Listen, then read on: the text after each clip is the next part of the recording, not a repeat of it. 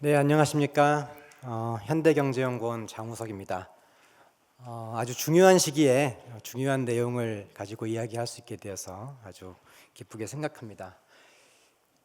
최근 우리 기업들이 느끼고 있는 상황이 이게 과연 IMF도 어렵다고 하는데 일시적으로 지나가는 IMF 같은 상황인 건지 아니면은 특정 국가를 언급해서 좀 그렇지만은 우리나라가 필리핀 같은 나라로 가는 것은 아니냐, 이 두 가지 사이에서 고민들을 굉장히 많이 하고 있습니다. 필리핀을 비하하려는 뜻이 아니고 한때 우리보다 훨씬 과학기술적으로 70년대까지만 하더라도 앞서 있었고 우리가 가서 배우고 선망하던 그런 나라였는데 어느 순간 과학기술과 혁신에 대한 정책들이 좀 약해지면서 성장 동력이 저물어든, 지금 우리가 과연 이런 일시적인 위기를 극복할 수 있는 거냐 아니면 아예 나락으로 떨어지는 거냐, 지금 그런 위기감들을 많이 느끼고 있다고 생각합니다. 내적으로도 그렇고 외적으로도 그렇죠.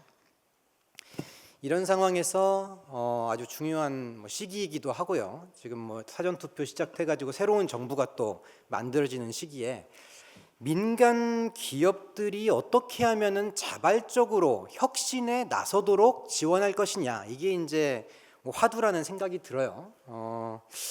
기업들이 어떻게 하면은 자발적으로 혁신 활동을 열심히 할 거냐, 저는 이게 공공부문과 민간 부분을 정확하게 좀 구분을 해서 그 미션이나 역할이나 작동 원리, 본질을 잘 나누어서 보지 않으면 상당히 좀 정책적으로 헷갈릴 수 있다는 생각을 좀 평상시에도 많이 합니다. 민간 기업을 움직이는 것, 작동, 동인이 무엇이냐? 수익이죠, 수익. 기업들은 돈 되면은 합니다. 하지 말라고 해도 막 해요. 정부가 이런 활동들을 안 했으면 좋겠다고 하더라도 확실한 수익이 있으면은 합니다. R&D 투자도 할 것이고 혁신도 할 것이에요. 근데 수익이 안 보이면은 아무리 손을 비틀어도 하기 싫어하겠죠. 그래서 이렇게 수익을 향해서 그 누구보다도 알아서 잘 움직이는, 우리가 굳이 명령을 하지 않아도 잘 움직이는 이 민간 부문하고 공공부문의 작동 원리나 또는 존재 이유는 그게 아니죠. 공공부문의 미션 자체가 좀 다르다고 생각을 합니다. 최근에 좀 많이 느끼는 거는 이런 공공부문이 민간부문의 역할을 자꾸 좀 대신하려고 한다, 이런 느낌들을 좀 많이 받아가지고 안타까울 때가 많아서 좀 화두로 이런 것들을 좀 잡아보는데, 최근에 주요 정당들에서 나오는 공약들, 어제도 나오고 여러 당들에서 나오는 공약들을 보더라도 이렇게 민간 부문에서 굉장히 막 골머리를 쌓아서 찾아가려고 하는 것들, 어찌 보면은 유행이고 어찌 보면은 시류에 편승할 수 있는, 얼마 전에는 4차 산업혁명이라는 단어가 안 들어가면은 아무 지원을 못 받는다, 이런 유행이 있었는데 앞으로 5년간은 또 AI 안 들어가면 또 아무것도 안 된다, 이런 우려들을 하시는 것 같아요. 저는 그래야 하겠는가, 공공부문 같은 경우는 좀 더 안정적으로 흔들리지 않는, 어찌 보면은 토지와 뿌리, 줄기 정도가 좀 공공부문이 해야 되는 일인 것 같고, 빛이 좀 안 나죠. 알려지지도 않고 정말 광 파는 것들, 스포트라이트를 잘 받고 수익을 창출하고 과일을 따는, 열매를 따는 것들은 민간이 다 따먹게끔 하고, 공공은 좀 거름주고 좀 이런 역할을 저는 했으면 좋겠는데 자꾸 열매 쪽을 바라보는 게 아닌가라는 부분들이 좀 저는 생각이 듭니다. 그래서 기초과학이라든지 또는 국방 분야라든지, 좀 전에 발표하신 분들, 앞서 발표하신 발제자분들, 발표자분들 말씀을 들어도 미국의 나사나 다르파, 이런 훌륭한 기관들, 유럽의 CERN이라든지 일본의 이화학연구소나 중국의 과학원 같은 여러한 유수한 공공이 투자해가지고 민간에서는 엄두도 못 낼 만큼, 우리나라도 그랬었죠. 70년대 80년대 기업과 대학의 역량이 아직 미흡하던 시절에는 국책연구소들이 그런 역할을 하던 시기가 있었고, 저희 세대 과학자가 꿈이니 의대 갈래 하면은 무슨 의대보다 과학자를 선택하는 그러한 시대가 있었지만은 우리 아들 세대 과연 그러한가요? 저는 우리가 만들어야 되는 나라가 그런 나라라고 생각을 하면서 공공 분야의 국책연구소들, 이러한 내들이 그런 역할들을 하게끔 하고, 민간이 잘할 수 있게끔 좀 길을 열어주는 그런 쪽으로 가면 좋겠다라는 말씀으로 좀 화두를 열어보겠습니다. 그럼 이제 민간 기업들은 과연 무엇을 바랄까? 어떻게 해야 되나? 이건 뭐 너무 잘 아시는 말씀들이에요. 우리나라 대기업들은 잘 합니다. 잘 하고 있고 잘 해왔고 이미 뭐 세계적인 수준으로 많이 왔지만 한계에 뭐 있지도 하고. 근데 이제 지금 여러 뭐 외국에 있는 석학들이나 국내에 있는 연구자들이 지적하는 부분들이 이 중소기업들, 벤처기업들이 자기 역할을 좀 해줘야 되는데 이 부분이 생각만큼 지난 10년 생각만큼 좀 부족한 부분들이 있다. 그래서 정책의 초점이 좀 이 부분에 맞춰줘야 되겠다. 왜냐하면은 대기업들 자금력 있고 또 이 기업들에서 미래 성장 동력 발굴 다 합니다. 각 정부에서 미래 성장 동력 발굴하는 것보다 훨씬 더 처절하게 미래 성장 동력에 대해서 경쟁사들의 움직임들 다 파악하면서 발굴하고 R&D 투자하지요. 근데 투자할 때 앞서 이제 그 어려움 민간 기업들이 가지고 있는 어려움들에서 이제 가장 크게 느끼는 게 이 불확실성이라고 하는 기업들이 가장 싫어하는 불확실성인데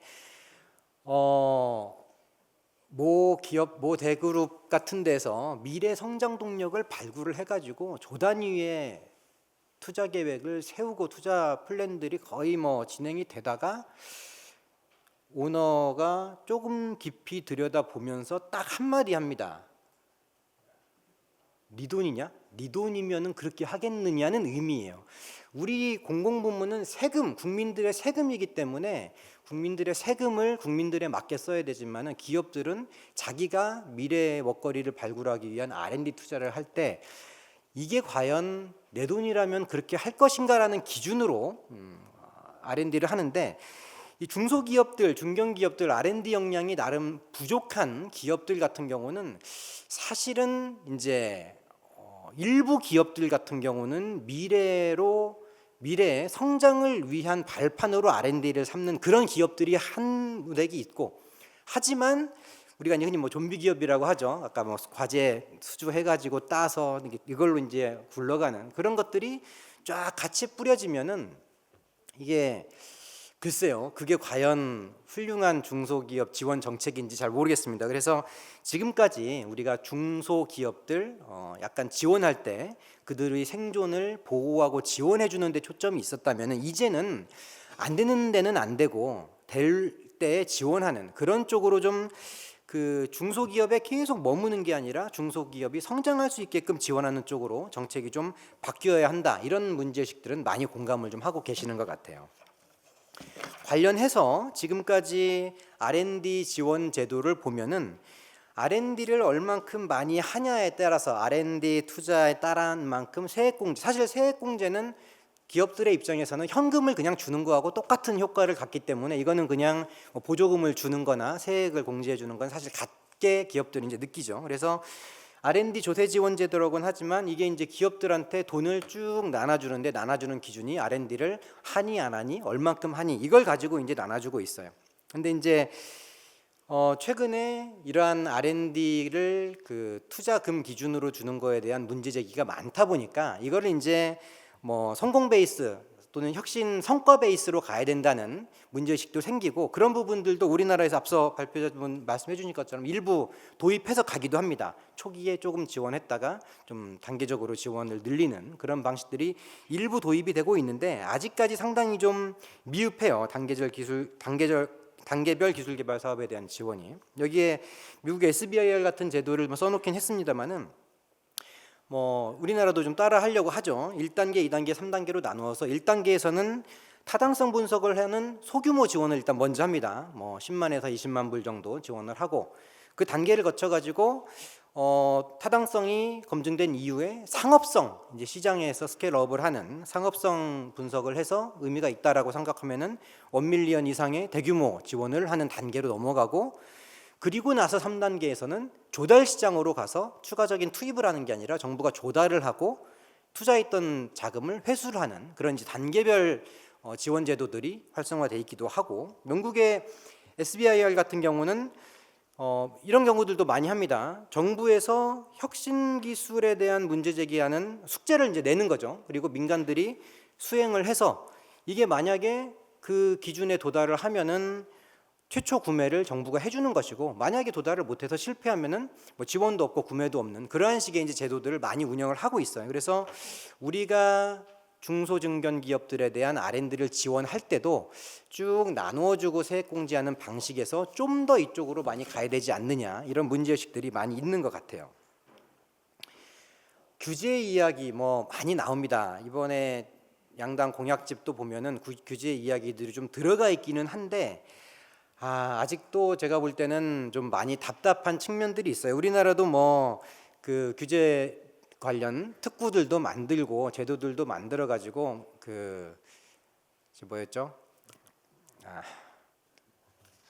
규제를 일시적으로 유예하는 특구들 만들기도, 샌드박스 같은 것들도 이제 민간 제안으로 만들기도 하는데, 사실 우리가 이 부분에 있어서는 뭐 여러 선진국들에 대해서 우리가 제도들을 벤치마킹하지만 중국 봐야 된다고 생각을 합니다. 중국의 자율주행 시범구역, 중국 베이징의 남부에 있는 이좌ang지구라고 하는 한 60제곱킬로미터 된다고 하는데, 거기에서 지금 카카오 택시 같은 앱으로 택시 부르면은 운전석에 사람도 안 타 있는 빈 택시 와가지고 사람 태우고 돌아다니는 일들이 이미 벌어지고 있어요. 근데 이게 뭐 포지티브 방식 규제를 네거티브로 바꾼다 뭐 이런 이야기들이 많이 되고 있지만은, 그리고 규제자의 특구라든지 샌드박스 이야기들이 많이 나오고 있지만은 기업들의 입장에서는 아무튼 뭐만 하려고 하면은 규제를 어떻게 우리가 풀어줄지에 대한 그 분야 자체부터 정부가 이미 가이드를 가지고 있고, 그래서 아무리 민간에서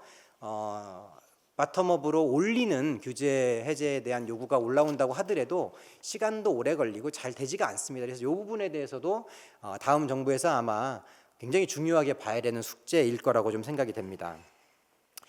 네 번째로 문제 제기 삼고 싶은 게 이제 공공 조달인데요. 우리나라도 뭐 혁신 제품을 조달하라는 제도들도 있고 조달과 연계한 R&D들도 있습니다. 하지만 이게 이제 일부 조달청 예산 내에서 어차피 조달할 것들 가지고 하는 거라 상당히 규모도 작고 큰 성과를, 큰 의미가 없어요. 기업들 입장에서 뭐 저거 보고 사실 우리가 무슨 새로운 R&D를 하는 것도 아니고, 우리가 좀 힌트를 얻어야 될 부분은 그 국방 부분을 좀 힌트를 얻어야 된다고 생각을 합니다. 국방 부문에서 그 조달하는 방식들을 잘 보면은 우리가 뭐 잠수함을 개발할 거다, 지금 당장 내년에 쓸 거 지금 구매하는 거 아니잖아요. 앞으로 어떠한 스펙을 가질 것들에 대해서 여러 기업들이 예측 가능할 수 있게끔 목표를 정해주고 거기에 도달할 수 있는 제품을 만들어 가져오면은 정부가 구매해주는 국방 부문의 조달 방식을 우리가 조달청이나 다른 부처들에서 사용을 할 때 우리가 이런 제품들, 예를 들면은 뭐 지금 뭐 세종시에다가 대통령실을 짓는다, 저기 네이버 제2사옥에 있는 건물 한번 가보셨는지 모르겠는데, 그 택배 가져오는 물품 배달하는 장소 또는 1층에 있는 커피숍에서 우리 하는 회의실까지 뭐 로봇이 그냥 다 가지고 오잖아요. 커피도 가져오고 물건도 가져오고, 거기는 문서 수발 직원들이 다 이미 로봇화 되어 있는데, 예를 들면은 뭐 세종에 건물을 짓는데 우리가 5년 뒤에 지을 거야, 거기에 이런 기술들이 있는 들어가는 것을 우리가 조달을 하겠어라고 하고 나서 그러기에 맞는 R&D들을 할 수 있게끔 하는, 그래서 조달을 단순히 뭐 조달청에 있는 예산 내에서 조달하는 수준이 아니라 좀 국방에서 조달하는 방식을 많이 좀 벤치마킹해서 우리가 좀 중장기적으로 기업들이 예측 가능할 수 있게 해줘야지, 3년 뒤에 이 정도 규모의 시장이 있어, 그럼 우리가 N-2년 차부터 준비해서 들어가면은 이건 확실한 시장이겠구나라고 기업들이 예측을 하면은 우리 위에 품위 올려가지고 사업에 들어가겠죠. 근데 그렇지 않은 상태는 제가 볼 때는 이런 부분들 실효성을 얻기 힘들다고 생각이 좀 됩니다. 문제점들이 나왔으니까 뭐 정책 방향들도 뭐 사실은 이미 다 아는 이야기, 좀 뻔한 이야기예요. 뭐 세제라든지 재정 인센티브 이런 것들을 성과 연동형으로 좀 해보자. 그래서 저희들이 이제 기존의 투자액 중심의 세액 공제 또는 보조금 이런 것들을 성과에 기반해서 해보자. 그러니까 이제 기업들 입장에서는 그렇습니다. 사실은 R&D 투자를 정부에서 돈을 주는 게 어찌 보면 약간 말이 안 되는 거예요. 왜냐하면 기업 입장에서는 아무도 모르게 이 기술을 나 혼자만 개발을 해가지고 사실은 특허도 내기가 안 내고 나 혼자만 가지고 이 돈을 많이 벌고 싶은데 정부에 이거 신청해서 돈 내가 다 동네방네 알려지고 이거 사실은 큰 의미가 없는 건데 이거를 하는 경우는 이런 경우입니다. 투자액 대비 그러니까 이제 타당성 분석을 할 때 BC 분석을 할 때 비용을 반 정도 우리가 좀 줄이는 그런 효과가 있겠죠. BC 분석에서. 그렇기 때문에 당연히 민간 기업의 R&D에 정부 예산을 태우는 것은 그런 의미에선 도움이 됩니다. 하지만 그런 것들이 수익이 났을 때 성공을 했을 때 받을 수 있는 거는 기업은 시장에서 돈을 벌면 되니까 사실은 추가로 안 받아도 돼요. 근데 거기에다가 정부가 플러스로 세금을 태운다든지 또는 로열티 회수를 성공불 기반으로 한다든지 이런 제도들은 적극적으로 도입을 할 필요가 있다고 생각이 되고, 두 번째 제가 가속 감가상각제 써놨었는데 이게 큰 규모의 설비 투자들이 들어가는 경우에 감가상각을 지금도 이제 법인세법 시행령에서 보면은 내용 연수를 50% 이내에서 또 지방국세청장 승인에 얻어가지고 일부 감속할 수 있게 하는 제도들이 있습니다만은 기업들 같은 경우는 이게 투자 회수 시간을 얼마나 빨리 할 것인지 그 다음에 이런 것들을 어느 정도 빨리 투자 리스크를 감소하면서도 단기적으로 또 현금 유동성을 확보하면은 재투자할 수 있는 여력이 생기기 때문에 이런 감가상각 부분에 있어서도 설비 투자에 있어서 상당히 세법에서 좀 고민할 부분들이 있다 말씀을 좀 드리고요. 앞서 말씀드린 대로 공공수요 기반의 혁신 조달 이야기, 앞서 말씀드린 대로 조달청뿐만 아니라 다른 부서에서 혁신 조달을 할 수 있는 것들은 좀 국방부 벤치마킹 하면서 일정 구매 예산 중에 또는 건물 지을 때 시설 구축할 때 이런 부분들 좀 도입했으면 좋겠다는 이야기. 그다음에 규제 환경 혁신 같은 경우도 영국이나 핀란드 같은 경우가 이제 규제 샌드박스, 우리나라가 벤치마킹을 했던 규제 샌드박스를 도입을 하는데 가장 큰 차이가 이거예요. 민간 기업이 느끼는 규제를 자유롭게 신청을 하고 그런 부분들이 특별한 일이 없으면은 일정 범위 내에서 받아들여진다는 게 가장 큰 차이예요. 우리나라도 규제 샌드박스를 하고 있지만 이게 민간 수요 기반 또는 민간이 자유롭게 한다기보다는 정부가 영역도 정해주고 분야도 정해주고 이 분야에서 규제 샌드박스 수요를 또 막 발굴하느라고 또 애도 쓰고 규제 샌드박스 발굴하느라고 또 얼마나 많은 노력들이 들어갑니까? 이런 것들 조금 풀어줬으면 한다는 말씀들 드리고, 마지막으로 저희들이 이제 혁신 성과 관련 정책 환류 시스템, 지금 우리나라 벤처기업 인증 받으면은 보증도 해주고 이런 제도들이 있습니다만은 기업의 혁신 지수, 지금 이제 ESG 관련해 가지고 우리가 공시 기후 환경 공시할 때 우리가 얼마나 기후 환경 탄소 배출량에 대해서 노력하고 있는지를 공시할 수 있게 하는데, 이런 혁신 활동과 관련해서도 이 ESG와 관련해 가지고 그러니까 싱가포르에서 테크 SG 같은 프로그램들에서 이제 이런 기업을 지수화 해가지고 그런 부분에 따라 가지고 보증도 해주고 여러 가지 차별 지원하는 제도들도 한번 좀 벤치마킹 해보면 좋겠다는 의미로 좀 담아봤습니다. 마무리하는 페이지인데요. 오늘 행사 제목이 과학기술 더하기 혁신 이렇게 되어 있고, 아까 과학기술 곱하기 혁신 말씀도 하셔가지고 이 두 가지 키워드를 굉장히 중요하게 가야 된다는 공감을 하면서, 한편으로 제가 약간 좀 과학기술과 혁신이 함께 더하기인데 이 둘 중에 어디에 좀 더 방점이 있어야 하는가라는 고민을 저는 좀 해봤어요. 저는 과학기술의 방점이 좀 더 찍혔으면 하는 바람이 있습니다. 물론 혁신 정책도 중요하긴 하지만 제가 바라는 나라 과학기술 강국이고 우리가 7, 80년대에 달려왔던 길이고 우리나라를 이때까지 이끌었던 성장 동력을 높여왔던 길이고, 지금 중국이 제조강국 2025를 달성하게 한 그런 힘이고, 제가 앞서 말씀드렸던 뿌리 그 다음에 토양이 되는 그런 것들은 과학기술이라고 생각을 하기 때문에 저는 이제 과학기술 쪽에 좀 더 방점이 가면 좋겠다. 이 말씀을 왜 드리냐면은